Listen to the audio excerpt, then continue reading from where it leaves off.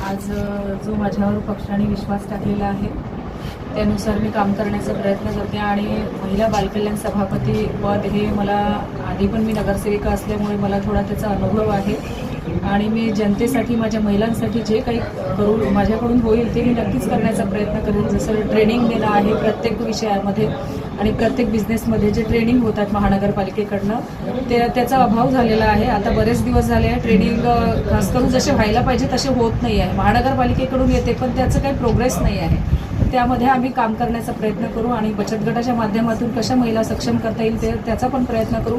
जसं मशीन वाटप आहे किंवा महिला बालकल्याणमध्ये आणखी जे काही येतात त्याचा आम्ही नक्कीच प्रयत्न करू आणि नक्कीच महिलांना न्याय देण्याचा प्रयत्न करू आणि या पदावर आम्ही या पदाला सक्षमीकरण ठरवू आणि यामध्ये 1 वर्षामध्ये आमच्याकडे जो पदभार दिलेला आहे त्या पदभाराला आम्ही नक्कीच कार्यक्षम राहू।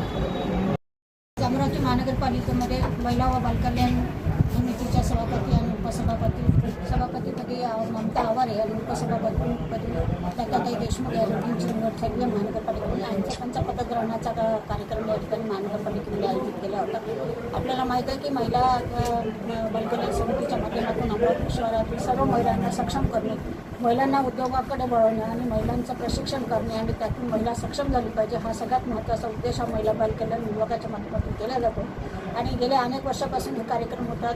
आज मी या ठिकाणी दोघींना पण शुभेच्छा देते की अमरावती शहरामध्ये प्रत्येक प्रभागामध्ये त्या ठिकाणी महिलांचं प्रशिक्षण झालं पाहिजे, महिलांच्या ज्या काही अडचणी आहेत त्या सोडवल्या पाहिजे आणि त्यातून महिला उद्योगाकडे कसं जास्तीत जास्त वळवता येईल आणि महिलांचं मार्केटिंग कसं करता येईल यासाठी आपण ह्या महिला बालकल्याण विभागाच्या माध्यमातून काम करावं अशा या ठिकाणी त्यांना शुभेच्छा देतो।